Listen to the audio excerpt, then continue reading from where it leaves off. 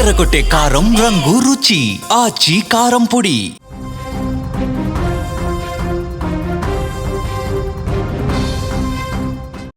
ఆంధ్రప్రదేశ్లో మరో travels bus ప్రమాద ఘటన ఇప్పుడు సంచలనంగా మారింది. నంద్యాల జిల్లాలో చోటు చేసుకున్నటువంటి ఈ ఘోర ప్రమాద తాలూకు దృశ్యాలు అందరినీ కలిచివేస్తున్నాయి. ఎందుకంటే గతంలో ఇలాంటి ప్రమాదాలు జరిగాయి. కర్నూలులో మొత్తం బస్సు కాలిపోయి ఎంతమంది చనిపోయారో మనం చూసాం. ఇప్పుడు సేమ్ అలాగే జరిగింది. ప్రైవేట్ ట్రావెల్స్ బస్సు పూర్తిగా దగ్ధం అయిపోయింది. దాంట్లో 3 అక్కడికక్కడి సజీవ దహనం అయిపోయారు. 36 మంది ప్రయాణికులు ఆ బస్సులో ప్రయాణాన్ని కొనసాగిస్తున్నారు.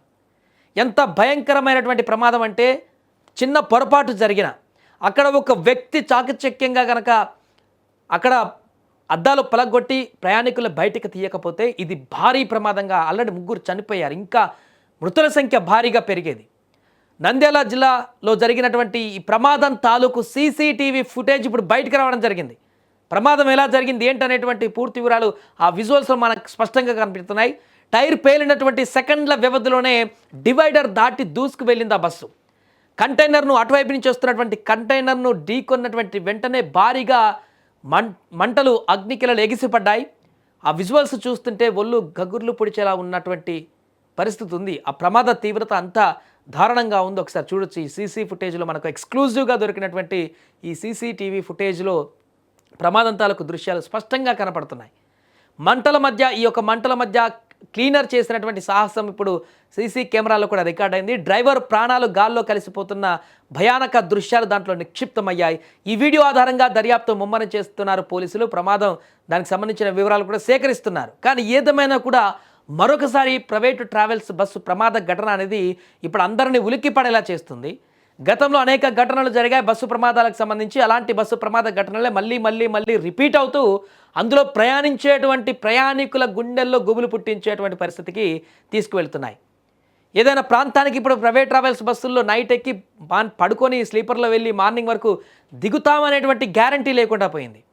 తెల్లారి వరకు గమ్యస్థానంలో ఉంటారమా లేకుంటే ప్రాణాలు కోల్పోయి అనంతలోకాలకు వెళ్తామా అనేటువంటి క్వశ్చన్ మార్క్తో ప్రయాణాలు కొనసాగిస్తున్నారు.